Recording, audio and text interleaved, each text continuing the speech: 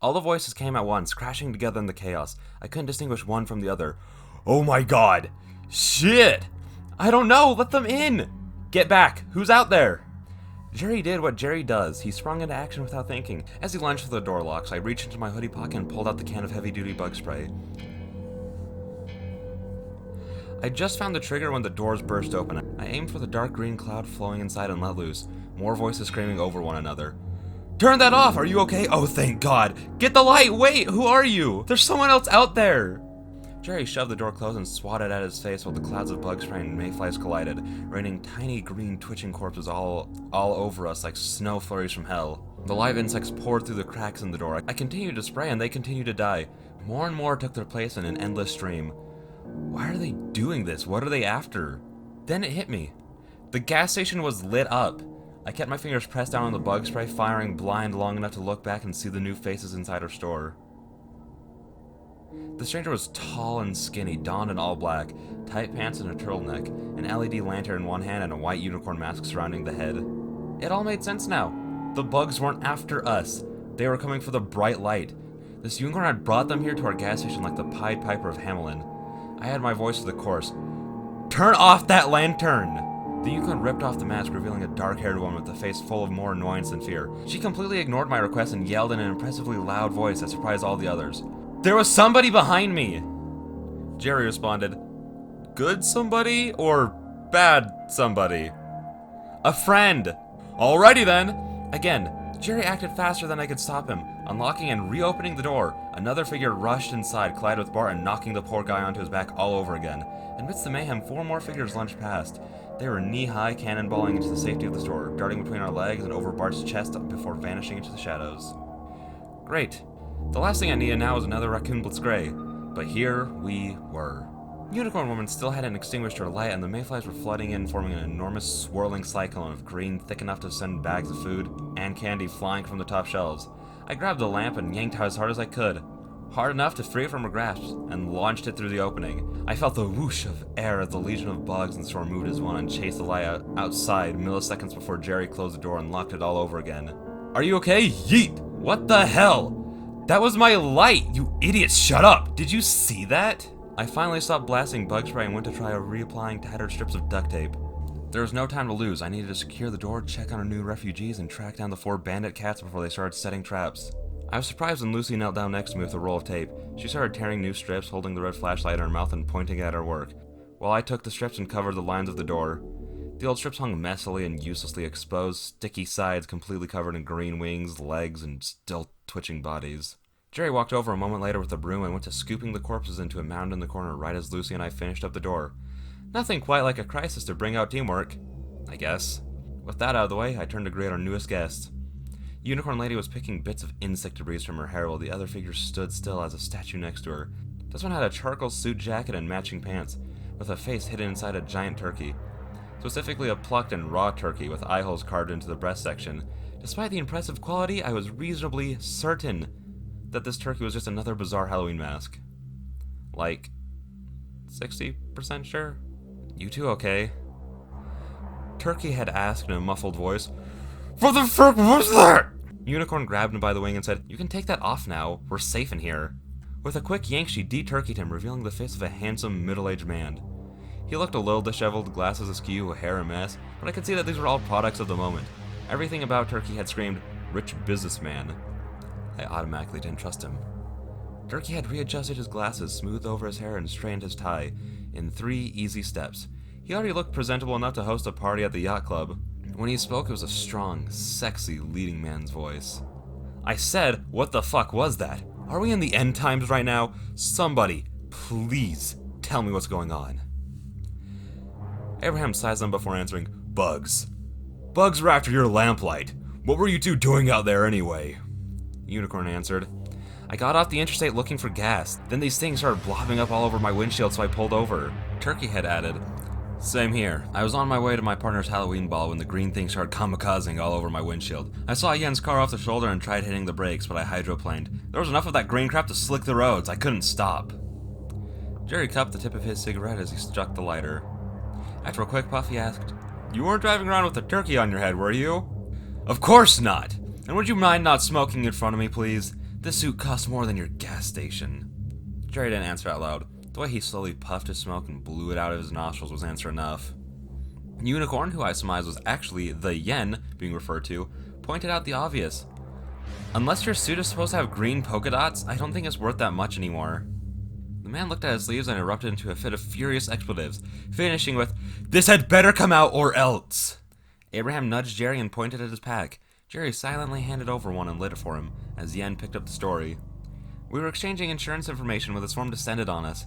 I was on my way to a costume party at my clinic and I had some masks in the back seat that I thought would come in handy. The turkey was the only one that would fit Owen's big head. Lucy asked, "Why didn't you just stay in your cars?" "We heard someone." Owen interrupted. "You think?" He turned to me and reiterated his point.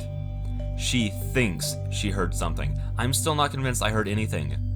"Oh, come on, Owen. You know you heard him too." For two people so recently thrust together by the whims of fate, Owen and Yen sure did sound like an old married couple. I scanned the area with my flashlight hoping to spot a raccoon. When there were no signs, I accepted that the hunt was going to be an all-night affair. Turned my attention back to my fellow bug swarm hostages and asked, "What do you think you heard?" Yen answered, "There was a man calling out. We were right around the bend down the street and heard him screaming for help, so I grabbed my lamp and went to check on him." Owen scoffed and gave me a look like he wanted to tell her that was a stupid thing to do. She didn't even hesitate, just plowed face first into a swarm of green. Naturally, I couldn't let a tiny thing like her go out on her own without any protection. You know how people around these parts can be, especially on Halloween. Could have been a bunch of thugs and crackheads waiting for her, so I grabbed a mask to keep from breathing bugs and followed. We came around the bend, but she didn't see anything. "That's not true," she corrected. "We didn't see anyone. We did, however, see a motorcycle in the ditch." They went back and forth. There's no way of knowing how long I had been there. I think the motorcyclist is still out in the swarm. Well, if he had a helmet on, which is the law, by the way, then he's probably fine laying low in the woods until the swarm is over. You just don't want to go looking for him. You're damn right I don't. We barely made it here. I'd heard enough. Okay, guys. The important thing is that we're safe. Let's focus on that for now. We can hang out here, but no cell phones, no screens. By morning, those things will be dead. Morning? Owen exploded. "You expect me to stay here all night?" He laughed derisively. "You must have lost your goddamn mind." He brushed past me saying, "I need to make a phone call." Abram and Bart walked back to the front door where clusters of bugs were breaking loose, revealing spots big enough to offer a view of the outside.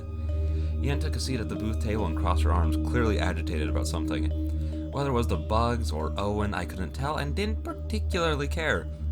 Lucy took the chance to have a private talk with her. As she offered Yen a White Claw, Jerry put an arm on my shoulder and whispered, "Dude, I need to talk to you." I looked around one last time for raccoons, but we seem to be safe for now. "Okay," I whispered. "What is it?" Jerry licked his pointer finger and thumb, pinched out the cherry on his cigarette, and said, "I think there's something wrong with Abram." I looked at the back of Abram's head, but Jerry sat between us and said frantically, "No, don't look at him. I'll know if you're looking at him." "What are you talking about?" I asked. "I can't really explain it, but I need you to trust me. We're not safe with him inside the store." "Why not?" "Because that isn't really Abram anymore." A shiver of dread the size of Texas ran down my spine, but I try to keep it on the down low. I've suffered through enough robberies and other emergencies that know that outward panic rarely makes a situation better. Okay, what are we dealing with this time? Shapeshifter, plant people, doppelgangers, something else? I need to know exactly what it is so I can decide what emergency kit to grab. Lucy walked up to Jerry's side, forcing us to put the conversation on hold for now. "Hey guys," she said. "I hope I'm not interrupting anything." "No," I responded, searching for the right lie. "We're just talking about..." I hesitated a moment too long, but Jerry picked up the ball as soon as I dropped it. "Ball gags!" "Oh. Alright." She seemed surprised, but not really surprised enough, in my opinion. If she had any misgivings, she quickly dismissed them and said with a friendly smile, "Well, if your convo has reached a good stopping point, Yen and I wanted to see if either of you felt like playing cards or something to pass time. If we're trapped in here anyway, might as well make the most of it, right?" Owen screamed like he'd just been bitten by a wild animal. Lucy and I pointed our flashlights at where he was standing at the other end of the room. He was doubled over, hugging his hand and continuing to scream. "What is it?" "I've just been bitten by a wild animal!" he screamed. That explains it. I had to prioritize my emergencies, and gas station raccoons are about 2 steps removed from dire wolves. For now, they had primacy. I crossed the room and circled to the employee side of the counter, asking as I went, "Which way did it go?" "I don't fucking know, but it bit me right in the arm!"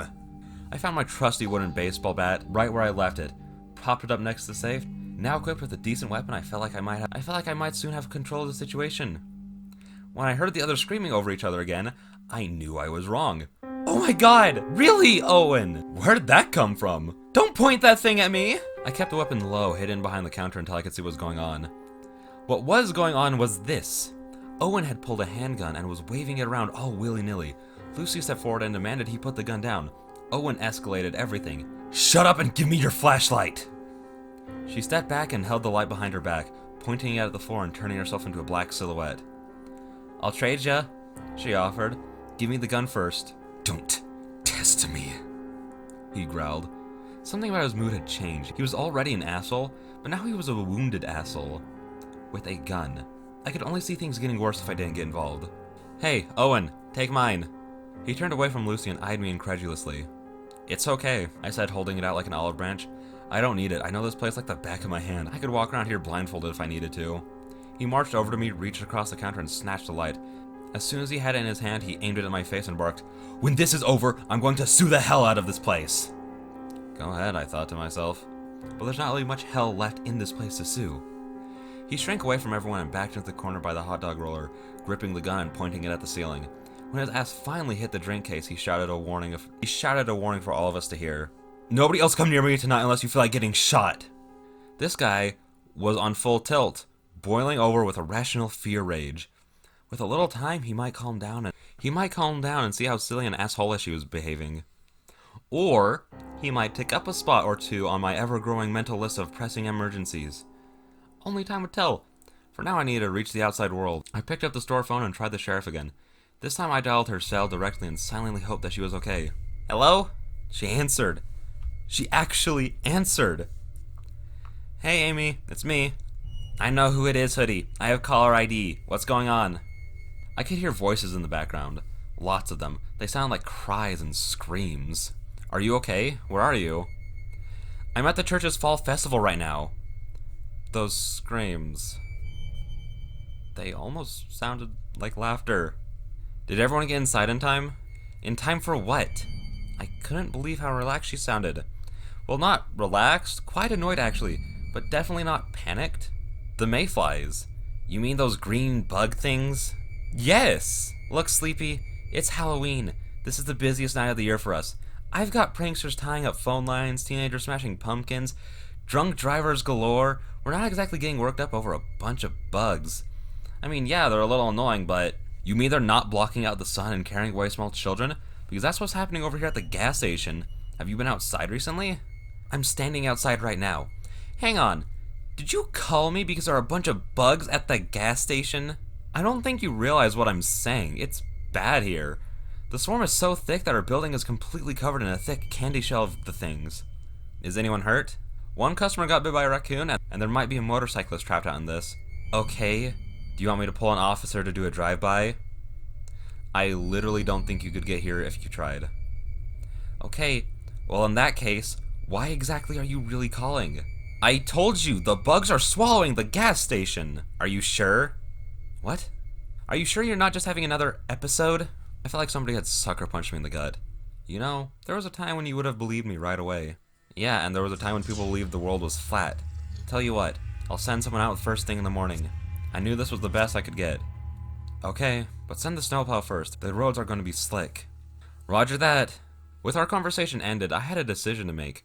Should I tell the others what I knew, that this monsoon of bugs was somehow isolated to our gas station and nowhere else in town? Something told me to keep this fact to myself for now. No reason to worry, everyone. I looked out at the room and tried to get a head count, but it was nearly impossible to see anything. Not surprisingly, Owen was a selfish light bearer. While Lucy and I attempted to keep our flares steady against the floor or ceiling, the businessman was only interested in shining his light wherever he was looking, moving in a slow, steady sweeping motion from one end of the store to the other. It would seem he had refocused his energy and attention on the hunt for what bit him. I was going to have to find some way to find the raccoons first if I wanted to prevent an unnecessary gunfire. I knew from experience how much of a pain it was to patch bullet holes. His erratic light job may have been annoying, but it left me with one clear advantage. I always knew when he was watching me and when he wasn't. I took my baseball bat and snuck over to the only communal light source in the room. The booth table where Lucy and Yen were now seated. The second red flashlight was propped up on the table between them, aimed straight up. I kept my voice low and asked, "Do you mind if I borrow the flashlight for a moment?" I've got some experience with the raccoons. I might be able to herd them into a closet or something. Yen was quick to respond. What about us? Are we supposed to just sit here in the dark while you go hunting? I know it's not ideal, but Lucy made the decision for both of them. She grabbed the flashlight and handed it over. Be careful, but also be quick. Yen scoffed, but at this point I didn't particularly care about making new friends. Equipped with a flashlight and weapon in my inventory, I was ready to begin my search. First off, I needed to find Jerry. A quick scan of the tiny building showed no signs of him. Strange. More unsettling, it showed no signs of Bart or Abram either. How long has it been since I saw any of them? I had to stifle the completely irrational fear that perhaps the raccoons had already disappeared them. As much as I wanted to keep it bottled up, the worry was bubbling over. Something isn't right. I entered the hallway leading towards the back room, keeping the red light trained in a tight circle in front of my feet and whispering Jerry's name. Eventually I came to the supply closet where I found the door cracked open a few inches. I aimed the light through the gap and saw Jerry sitting on the floor inside, resting with his back against the wall of shelves. I pushed the door open, stepped inside, and closed it behind me. He barely moved. A slight shift in his eyes was all he did to acknowledge my presence. I could see that he found himself a marker and drawn a glassed-out smile onto his face mask, complete with triangle teeth and curled edges. Jerry? You okay? Yeah, man. I crouched in front of him, but he no longer seemed to be aware that I was in the room. I slowly reached out and pulled off the mask. Underneath he had a bizarre, relaxed smile, not unlike the one from his mask, like he was sitting at the beach on his first day of retirement. It was Nirvana in the flesh. I was moderately concerned. What are you doing in here? Being, existing, riding out the wave. His pupils were dilated to the point that he appeared to have solid black circles inside his eyes. Okay. He kept those black eyes aimed forward and cocked his head. Relax, Jack. It'll all be over soon. I felt my skin erupt in goosebumps. This didn't sound like the Jerry I knew. And considering what the Jerry I knew had told me moments earlier, I had to wonder if I was about to need to use my bat on some kind of imposter. Was this the same creature that Jerry intimated had replaced Abram? Was this something else I needed to know? Jerry, you said something earlier. I think now's probably as good a time as any to follow up. You said there was something important that you needed to tell me? I did. I do. There's something I need to tell you, and it's this. The universe isn't a solid hull. It's a broken, fluid arrangement of hyperplasmic particles shaped like time. I thought space was fixed, but I figured it out. It's a bunch of vibration. Everything that's going to happen tonight has already happened, and you and I are experiencing it in accordance with our life songs. Nothing is real except for when it is, and it doesn't have to be if you don't want it to. He wiped a tear from his eye. Sorry, dude. I don't mean to cry, but it's just so hunk and beautiful. I rose to my feet and took a step back, trying to calculate where this was going to fit into my mental list of pressing emergencies, when I heard the blood-curdling scream from the other side of the closet door. I gave Jerry one last check to make sure he was okay. He was still smiling, so whatever, close enough. Then I reopened the door and stepped into the hallway. Yen was on the floor next to the bathroom, holding the other flashlight and screaming. Owen stood over her with his gun. The moment he saw me, he started screaming too. Stop right there! Put the weapon down! What is it? I asked. Owen pulled back the hammer of his pistol as Yen's scream weakened into a whimper. I said drop it or I'll fucking shoot you! Okay, I said, complying as quickly as I could. Lucy appeared from the darkness behind Owen. What? She shouted. What is it? One look inside the bathroom was enough to make her gasp and recoil. Owen bent over and took the light from Yen, then pointed at me. Where are the others? He demanded. I'm not playing around. Who did this? Who did what? What's happening right now? Yen managed to catch her breath enough to say, I needed to go to the bathroom. Owen let me borrow the light, but as soon as I went in there, I saw. She couldn't bring herself to finish the sentence. She just pointed. I got my hands up an inch closer, hoping to keep my movements telegraphed and non-threatening for the man with the gun. Eventually, I was close enough to see inside the bathroom, close enough to see the body slumped in the corner, surrounded by a pool of blood. In the red light, I recognized Abram, his dead eyes wide open with the handle of a fillet knife protruding from the center of his chest. Hey there, lovelies. I just want to say thank you for listening to tonight's story. If you liked it and want to stay up to date on everything that I do on this channel, then why not subscribe? Now, really quick before you go, if you want to support the original writers of these stories, in the description below there is a link to Gas Station Jack's blog, and There's an Amazon link to where you can find Tales from the Gas Station Volume 1 and Volume 2.